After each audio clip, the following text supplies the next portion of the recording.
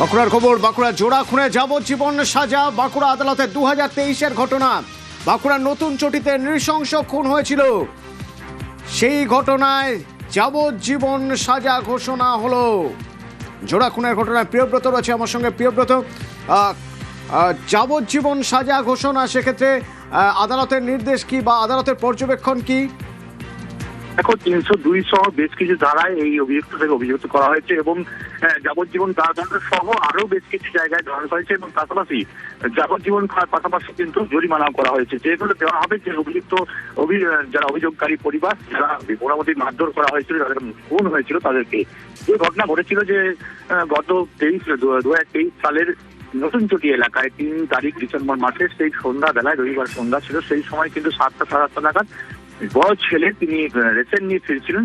সেই সময় তাকে প্রথমে মারধর করা হয় এবং তারপর যখন তারা বাঁচাতে আসেন, তার বাবা মা, যে অবসরপ্রাপ্ত শিক্ষক ছিলেন আপনার খ্রিস্টান কলেজ স্কুলের মথুরা মোহন দত্ত, তিনি প্রথমে বাজাতে আসেন, তাকে বাজাতে আসেন তার স্ত্রী মল্লিকা দত্ত। তাদের দুজনকেও মারধর করা হয়, এলো পাথারি মারধর করা হয়, রড লাঠি সহ ভারী অস্ত্র দিয়ে, ভারী যন্ত্রপাতি দিয়ে। এবং তার পরবর্তীকালে বাঁকুড়া থানার পুলিশ খবর পায়, ঘটনাস্থল থেকে উদ্ধার করা হয় 3 জনকে আহতকে এবং বাঁকুড়া সম্মেলন মেডিকেল হাসপাতালে নিয়ে গেলে পরপর 2 জন মারা যায়, মথুরা মোহন দত্ত এবং তার ছেলে।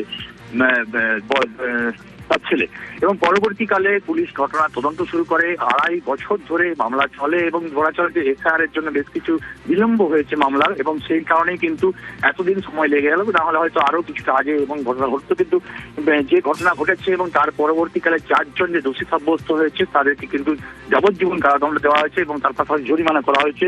যে ঘটনা ঘটেছিল যে একটি বাড়ির মালিকানা নিয়ে প্রতিবেশীদের সঙ্গে সমস্যা হয়েছিল এই মথুরা মোহন দত্তের, এবং এই মথুরা মোহন দত্তের সঙ্গে পিন্টু রুইদাস, নমিতা রুইদাস, বিশ্বেশ্বর রুইদাস এবং মহেশ্বর রায়দাস, এই পিন্টু রুইদাস এবং নমিতা রুইদাস দম্পতি এবং তার 2 ছেলে, এই 2-4 জন কিন্তু হামলা চালায়। মূলত যে জমির মালিকানা বাড়ি হয়ে গেছে সেখানে কিন্তু হাইকোর্ট থেকে একটা রায় বের করে যে এই বাড়িকে ধ্বংস করতে হবে, ডিমলিশ করতে হবে। কিন্তু এই অর্ডার তারা বের করলো কেন? এই রাগের বশতই এমন ধরনের ঘটনা এমনটা জানিয়েছেন যে সরকারি আইনজীবী রয়েছে তিনি। এবং যে ঘটনার পর তারা রাগ যে পরে এই দম্পতির ওপর এবং তার পাশাপাশি তার ছেলেকেও মৃত্যু মুখে ছেড়ে পড়তে হয়, এবং সেখানেই প্রশ্ন উঠেছে যে এই যে ঘটনা, সেখানে কি কোনোভাবে রাজনৈতিক প্রভাব ছিল?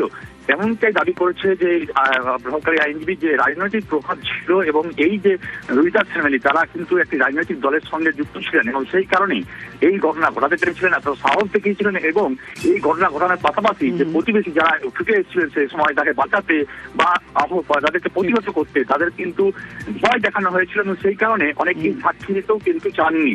পরবর্তীকালে মামলা কিন্তু গড়িয়ে চলে এবং সাক্ষ্য গ্রহণ হয়, বেশ কিছু যে ডিজিটাল এভিডেন্স রয়েছে সেই এভিডেন্স দেখা হয় এবং সাক্ষ্য প্রমাণ ডাইং স্টেটমেন্ট নকল করা হয়েছিল এই মথুরা মোহন দত্তের, এবং সবকিছু মিলে কিন্তু আজকে এই সাজা ঘোষণা হয়েছে। খুশি পরিবার এবং যারা মূলত অভিযুক্ত হয়েছেন তারা অবশ্য মুখে তুলে তুলেছেন, তারা কিছু বলতে চাননি। তাদের আইনজীবী অবশ্য দাবি করেছেন এই বিষয়ে কিন্তু তারা হাইকোর্টে মুভ করবেন। ধন্যবাদ।